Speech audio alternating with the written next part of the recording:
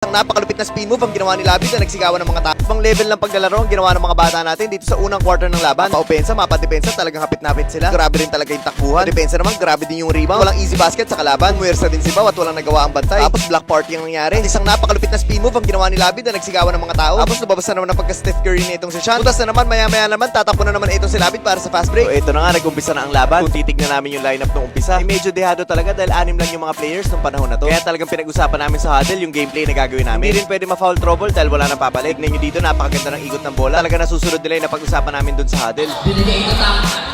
Pasok ang muli. Cover niya sa kaya.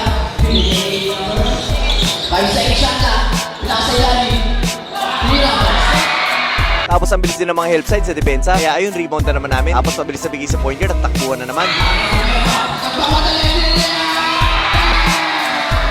Dito pag-drive, isang magandang defensive stop ang ginawa ni Labid. Tapos ito na naman yung tulungan sa depensa. Napakagandang help side dito syempre. At yun, binato na lang ang bola. Tapos mabilis sa pasa sa wing. Kaya dito ay open na itong si Celis at easy 3 point. Drive ng kalaban, isang magandang stop na naman ang nagawa namin. Tapos forward pass, papunta kay Gab.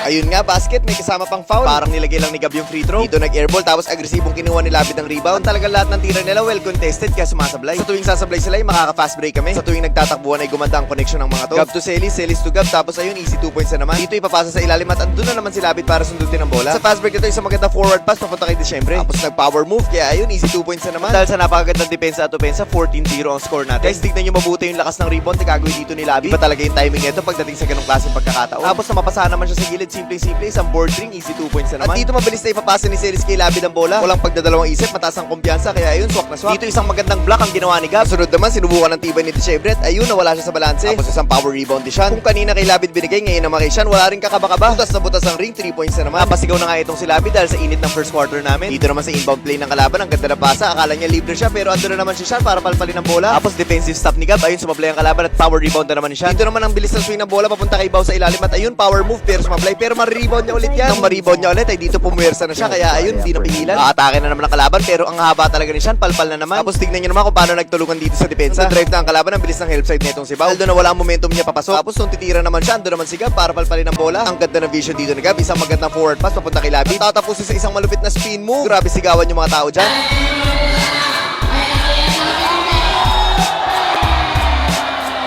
Dahil sobrang ganda ng depensa, napapansin namin na nawawala na sila ng kumpiyansa, kaya yung mga madadaling tira ay sumasablay. Tapos pagkatapos sa isang magandang defensive stop, ay ganito naman ang susunod na mangyayari.